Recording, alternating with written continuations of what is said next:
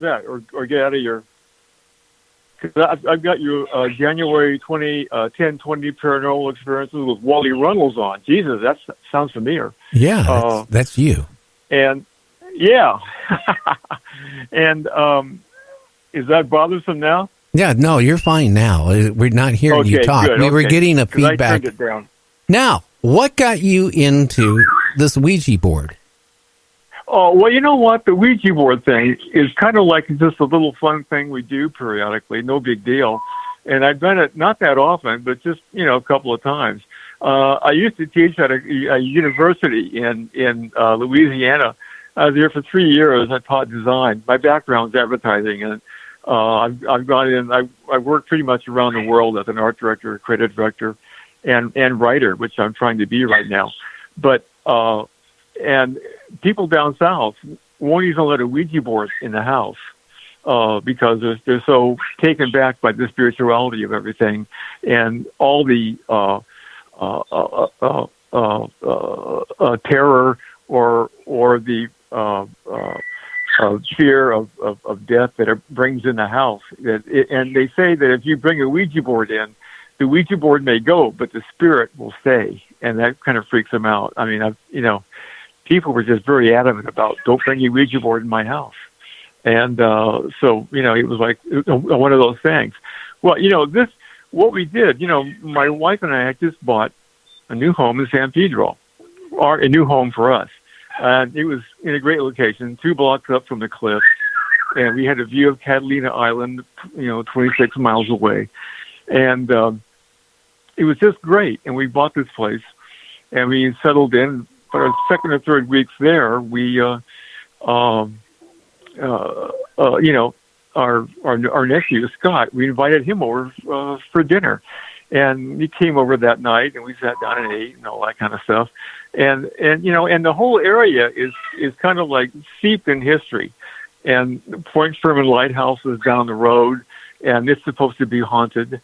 And there's coves, these little coves that line the cliffs, that ships have crashed on, and all this kind of stuff. And it's kind of like interesting and very kind of spiritual or romantic or whatever, but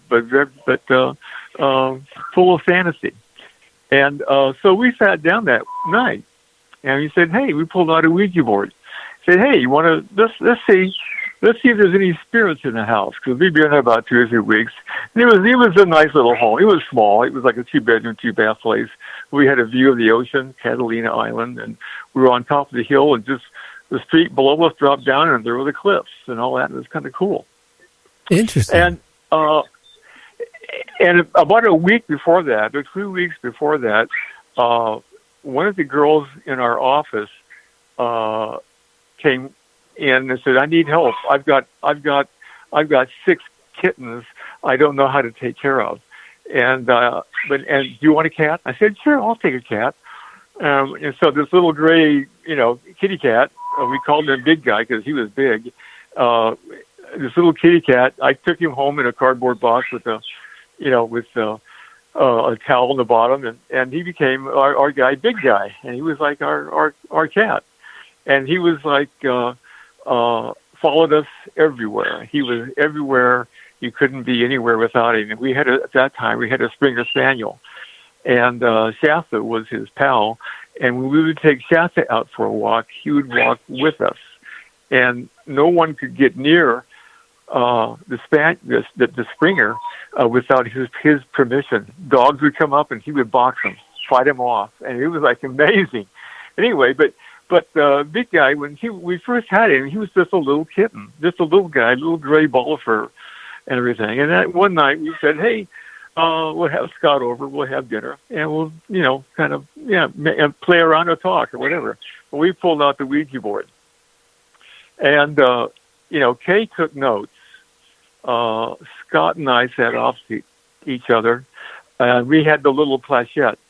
He had one end, and the little planchette is a heart-shaped device with a oval in the center that's magnified. So it enhances the letter. It magnifies the letter that you stop on and everything. Well, we're in there, and we're getting, Kay is asking questions, are there spirits presence and this kind of thing. And we were, waiting, and we were kind of like, nothing was really happening. We were, my finger was on my end, his was on the other end, and we were just kind of going around from one letter to the other. We had closed our eyes. We kept our eyes closed. I said, no looking, Scott, and I did the same. And then, big guy, the little kitten, hops up on my lap. He sits up on my lap, and I open my eyes just to look down at him, and he's got his two little front paws on the board. And when he does that, all of a sudden, the planchette is zooming, jetting, moving all over the place. It's like it took an energy of its own. It kind of pulled our hands. I felt like, Jesus, what is this? And it's moving, and it just moved and pulled, and we followed it, and it just jerked us around. And I could hear Scott say, Jesus, what's that? And finally, big guy, jumped off my lap and kind of, walked away. And the planchette kind of slowed down and stopped. And that was it. Well, we got a row of letters. Kay had a row of letters that just like, one thing after another, X, Z, A, R, P, O, Q, T, whatever. One followed another without any kind of sense whatsoever. And what I went over and looked at it and over again, and I saw one thing that just kind of blew me away. And it was like, had no idea that anything like this could happen. But in a row of letters, all mushed together, was ha, ha, ha, 9 lives. And then the letters ran off to nonsense again. But there was that one little moment where he was on the board that somehow, something acknowledged big guy's presence. And it was like an awesome thing. And I have that that paper somewhere. I've tried to file away, and I can't find it, of course. But it's one of those things that really, it just stayed with me. And it was like, ha, ha, ha, 9 lives. And it was just like, oh, my God, that's too real. That doesn't happen. Anyway, but that was the story. That was it. That's what just kind of blew us away. And it was kind of like a shock, a surprise, but a wonderful feeling that, something out there likes cats. Now, there is a scientific side to this, too, Okay. Yeah. I mean, of all the romance of a Ouija board, and the Ouija board, the Ouija board was very popular during World War I because relatives were trying to communicate with family members and friends that were over in Europe fighting in the war. And it became, in fact, table seances, table groups, make the table rise and all that kind of stuff. And Ouija was part of that kind of cult kind of thing. But during World War I, Ouija was very popular in terms of trying to communicate with relatives who were fighting in the war, even those who had passed on, who were killed. And it became very popular device to try to communicate with the dead, as it were, and all that. But science, comes into play here, and it's sort of like, Ouija board is compared with, the idiomotor phenomena, and that is, a Ouija board can only provide accurate results to answers that the players already know in theory. That's what they're saying. That's the idiomotor phenomena, and it's like you can only get from a Ouija board what you already possess in your mind, in your head, and it comes subconsciously at a subconscious level at a subconscious layer. I mean, that tends to take away the romance and the charm of spirituality. But, people are saying that. I don't know how true that is. I don't know if that's really correct. I have my feedback on my first wife was a witch. And I didn't know she was a witch till after we got married. And one day I came home from work, and here was her coven in our apartment, and they had a Ouija board. And I tell you, for 2.5 years, I had to live with Ouija boards and all this stuff. I seen a lot of strange things. I seen people ask the Ouija board. New people would ask. I never got into it. Trust me, I'm not into witchcraft. I'm not into the occult. Yeah. And I saw new people ask questions. They were given answers. But then after a period of time, it seemed like whoever was supplying the answers to, that person was then trying to dominate that person. It started giving them bad advice and stuff like that.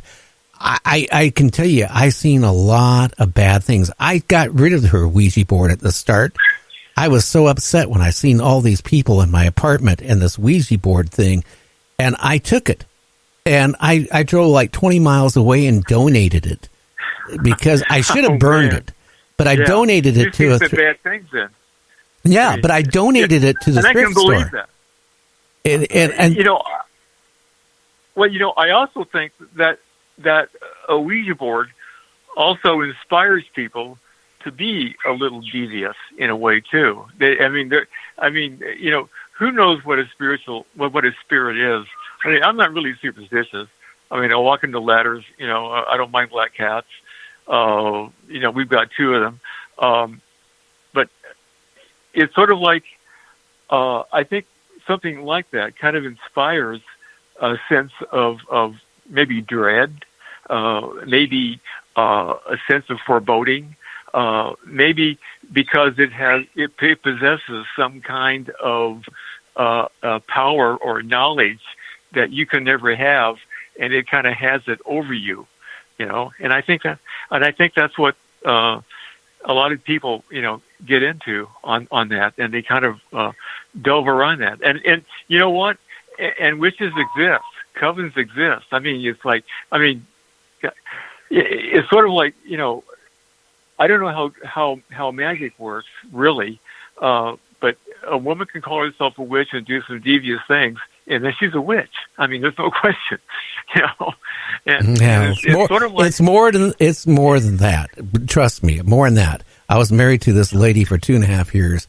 I went through living hell. I saw a lot of things that would scare you out of your pants. I can tell you that. Now, you're going to be coming out. You're writing a book. You know when that's going to be available, or how it's going to be available? Because our time is almost up here, and I got like 2 minutes left here with you. Oh, well, you know what? I have a book now that I'm promoting, a novel I'm promoting now. It's on Amazon, and it's called Twisted Love. And it's, key in, it's in paperback or it's in Kindle, but key in Wally Runnels, Twisted Love, and you'll find it. It's there, and it's based upon it's really based upon supernatural. The woman's an archaeologist. The guy has been sent out to kill her, and they fall in love, and he can't, and this kind of thing that goes on from there. But it's all based in the supernatural, and and there's a sense of unrequited knowledge of the unknown. How you can find someone and love them, and you don't know where they've been. This kind of thing. And she brings in her little problems. He has his, and they kind of, in the end, they arc and they kind of move beyond and become one, and they kind of resolve their issues. Okay, I'm going to do a sequel. Okay, our time is up. Again, you can find Twisted Love on Amazon. I want to thank you, Wally, for coming on the show tonight. Thank you very much for having me. I really appreciate it, Gary. Okay. You take care and good luck. Okay, you take care. You bet. Have it all.